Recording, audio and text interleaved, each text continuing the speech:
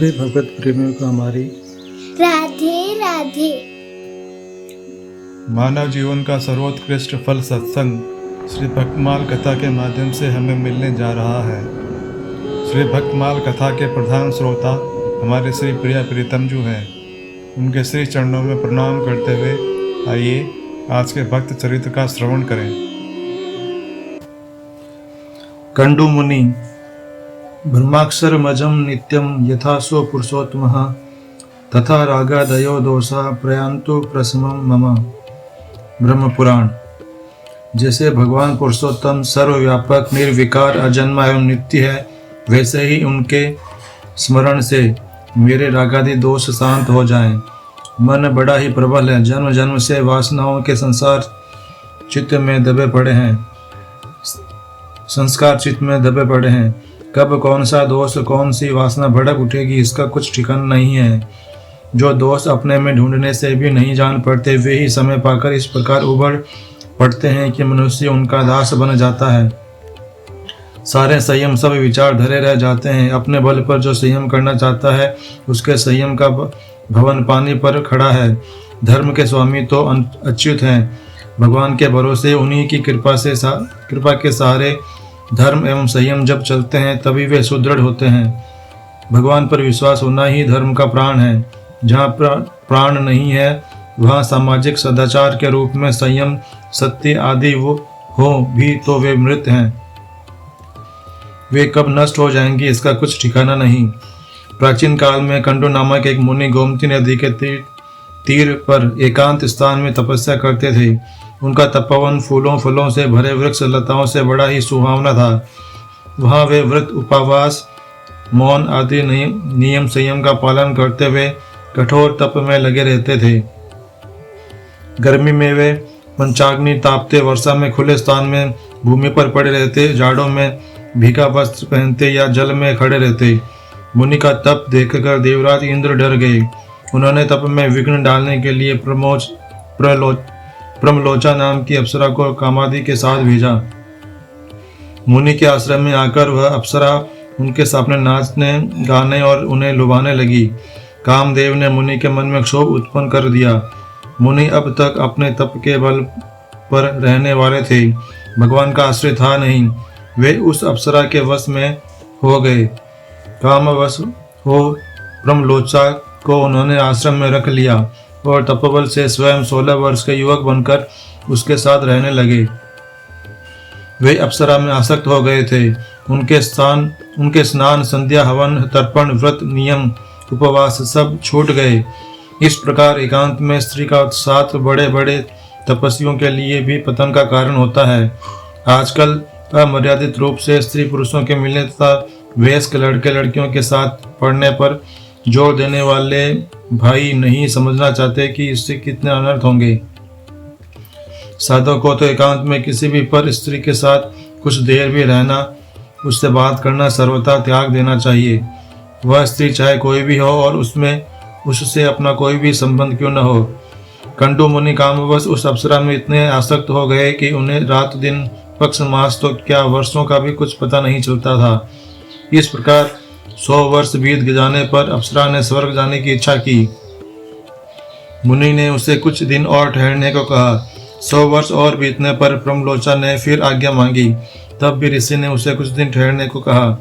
इस प्रकार शताब्दियां बीतती चली गई। मुनि आज्ञा देते नहीं थे और उनके साप के भय से अप्सरा जा नहीं पाती थी।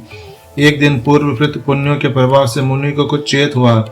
वे शीघ्रतापूर्वक कुटिया से बाहर जाने लगे। अप्सरा ने पूछा, आप कहाँ जा रहे हैं? उन्होंने बताया, सूर्यास्त हो रहा है, संध्या करनी है, अन्यथा कर्म का लोप हो जाएगा।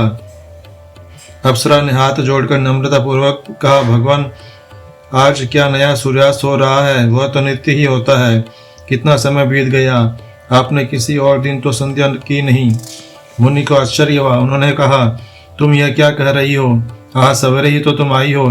अप्सरा ने बताया, भगवान यह तो ठीक है कि मैं जब आई तब प्रातः काल का ही समय था, किंतु उसे तो 907 वर्ष 6 महीने और 3 दिन बीत चुके हैं। मुनि को विश्वास ही नहीं होता था। अप्सरा ने समझाया, आपके सम्मुख झूठ बोलने का भला कौन साहस करेगा? फिर जब आप आज सत्य पथ पर पुनः आरूढ़ हो रहे हैं, तब मैं इस समय आपसे झूठ कैसे बोल सकती हूँ। ब्रह्मलोचन की बात सुनकर मुनि को बड़ा दुख हुआ। वे बोले, पापिनी, तूने बहुत बुरा किया, तूने मेरे तप का नाश कर दिया। मैं तुझे शाप दे सकता हूँ, पर सत्पुरुष जिसके साथ 7 पग भी चल लेते हैं उसे अपना मित्र मान लेते हैं। मैं तो इतने दिन तेरे साथ रहा, तेरा दोष भी क्या है? मैं ही इंद्रियों का दास हूँ, मुझे धिक्कार है, मेरा मन मेरे वश में नहीं। विषय लोलुपता में फंसकर मैंने स्वयं अपना सर्वनाश किया है। अब तू यहाँ से शीघ्र चली जा। ब्रह्मलोचा प्राण बचाकर भाग गई। वह गर्भवती थी, उसके गर्भ से कन्या उत्पन्न हुई जिसका नाम मारिसा हुआ। यही मारिसा दक्ष प्रजापति की जननी हुई। तपोभ्रष्ट होने से कंडू मुनि को बड़ा पश्चाताप हुआ। वे बहुत ही दुखी हुए। इस स्थान को छोड़कर वे श्री जगन्नाथ धाम चले आए। उन पुण्यात्मा के पूर्वकृत पुण्यों का उदय हुआ।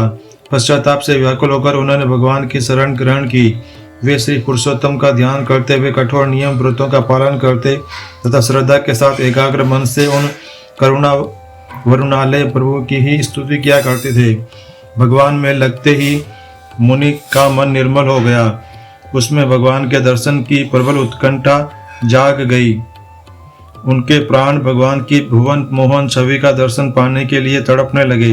मुनि की भक्ति एवं उत्कंठा देखकर भगवान उनके सम्मुख प्रकट हो गए।